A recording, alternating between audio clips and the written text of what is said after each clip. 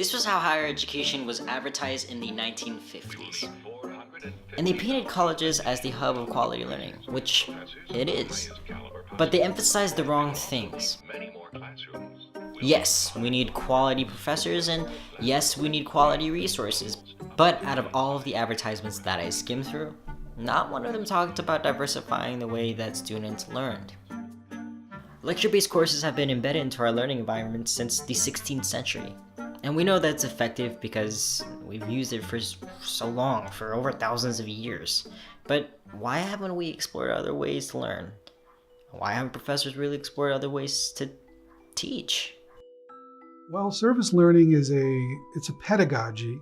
It's a style of learning, teaching and learning that takes advantage of the community by partnering students with organizations, causes in the community.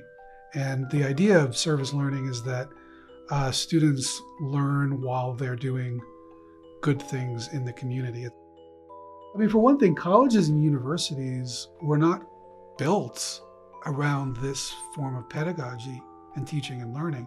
That's obvious when you walk around and look at most of the classrooms.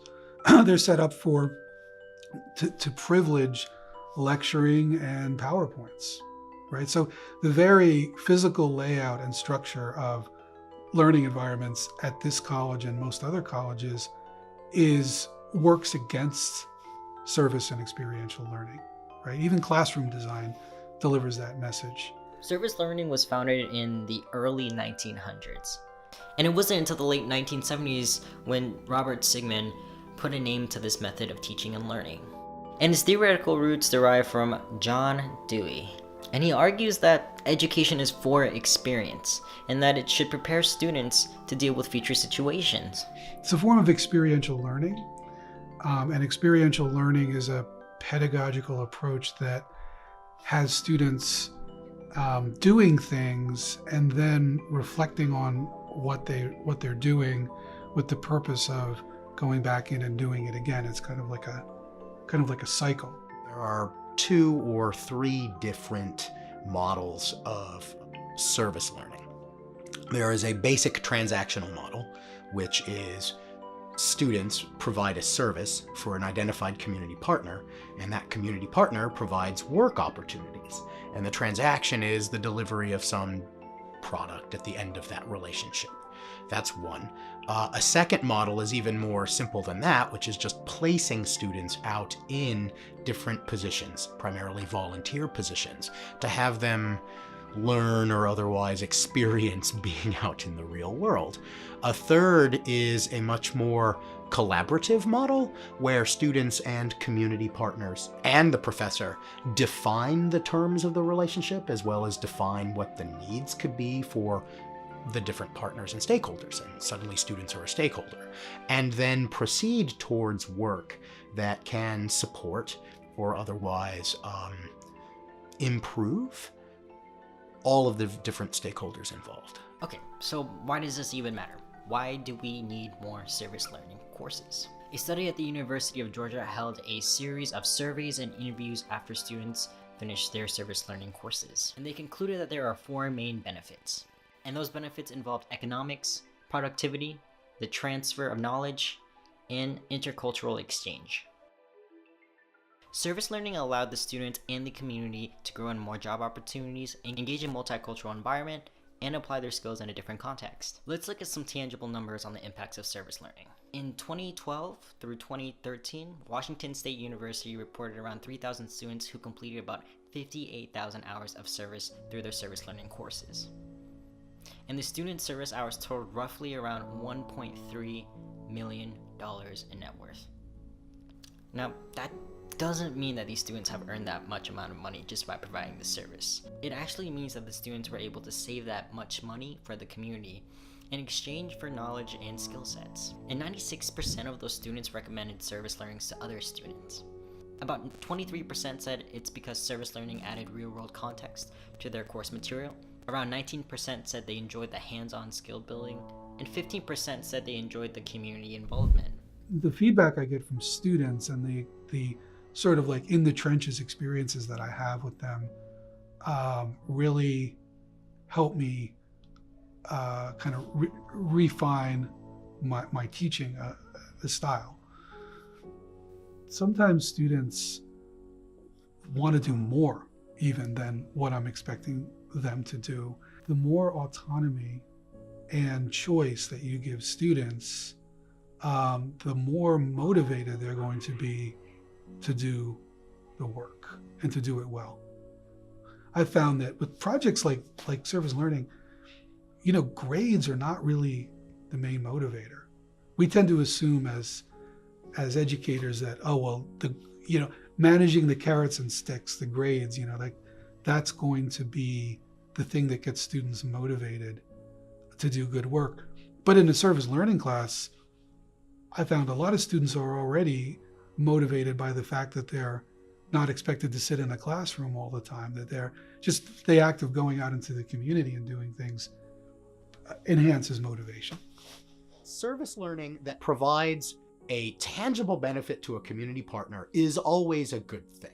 And having students in situations where they have to troubleshoot problems, be put on tasks that don't look strictly academic, and are then compelled through these circumstances to apply classroom learning or concepts or theories or practices that they've developed within a college classroom and sort of situation. I think that those are always more beneficial than just staying in a classroom, which can seem kind of sealed off from the rest of the world. To me, service learning is not just getting out there and doing an internship and putting in hours. Anyone can work a job. In my case, I worked with a nonprofit, so it was very literal for me. I was servicing a community. I was servicing people that were in need. It's very important to be engaged in a career path, even if it's not the one you end up on. It's important to have that experience in a workplace. Okay, so we've heard the advantages from the students and the professors' perspectives, but what do the community partners have to say about this? Rainbow Village is a transitional housing program that serves homeless families. Being a nonprofit, we're always in a position of trying to determine where we best utilize the funds that we raise to service the clients. So the priority is obviously to provide the services that we need for our residents, but we also need to be able to create the other side of the coin, so to speak, to be able to let people know and better understand what we do and how they can be a part of what we do, which is more the marketing, the PR, presentation, the kinds of things that we utilize out in the community to be able to explain what we do and how people can engage with us. So we were in this position of needing video, but not really having the funds to be able to go out and hire a company to come in and spend the time and money to put a video together. So we were utilizing the students that came to work with us to meet a real need that we have for Rainbow Village to be able to tell our story. Okay, so it all sounds great, right? But how exactly are we going to incorporate these service learning courses into our English program? And what kind of obstacles are we going to face? James Dubinsky, who is the Director of Professional Writing at Virginia Tech, states that service learning is a valuable and powerful pedagogy, but integrating it fully and reflectively into professional and technical communication courses isn't easy. For example, the logistics of working with organizations in the community are complicated, and coordinating projects requires significant effort and time from teachers, students, and community partners. I believe that professors and instructors do face considerable obstacles in developing service learning experiences and then sustaining those experiences to become some things, some events that can exist over time. The most notable obstacle is itself time as a resource. Faculty members are sometimes worried that teaching a service learning class is more time consuming and more difficult and challenging. It definitely is. Some faculty members are just afraid that they're not going to be supported or they don't feel supported by the administration. To put together a service learning class requires the instructor to have the relationships already defined. So finding those community partnerships, building the relationships, understanding the extent to which that relationship can result in a useful, valuable learning experience for the student, and then sustaining them over time, that kind of relationship management commitment is a significant time suck. It takes a great deal of work, effort, and time to do all of that. And that's just in preparation for the class. The University of Pennsylvania uses about 12 factors to keep their service learning courses in check. And those 12 factors are from Kelly Ward and Barbara Holland. And they both utilize over 23 institutional case studies that examines and supports why we need service learning courses in our colleges. And a majority of them overlapped with faculty involvement and support. Other factors involve student involvement and engagement, as well as community partnership sustainability. So I think that it's very important for English majors to take service learning classes. In fact, I would say it's more important for us versus anyone else. There's so many different opportunities out there to use an English major degree, to use your bachelor's in English. And service learning will help you find those opportunities. I definitely think that colleges and universities should encourage their students to be involved in the community, and particularly with nonprofits, because we struggle with trying to figure out how to best utilize the limited financial resources that we do have. And if we can utilize students who are trying to gain experience in the community, but also are bringing their talent to us that we don't have to pay for, it's a win-win.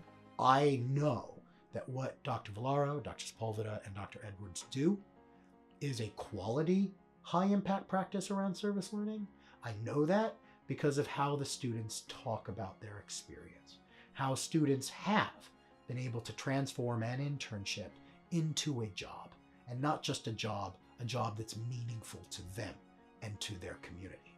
I know that to be true, and that's really where and how we see the quality of the practice emerge. Service learning has made me more flexible and compassionate. It's also really reinforced the idea that the community does have a stake in what I do in the classroom. I'm constantly learning from these experiences, and for me, and I think for a lot of professors, we got into higher education because we enjoy learning. For me, this kind of, like, I look back at what I was doing 11, 12 years ago, and I think, who is that guy? Like, how did he enjoy getting up and going to work every day? And the reality is that I wasn't enjoying what I was doing. And now I very much do. With all these factors in consideration, I really do believe that we need more service learning courses in our English program. And by getting students and faculty members from colleges to engage with the community, students will be able to benefit academically, socially, and professionally,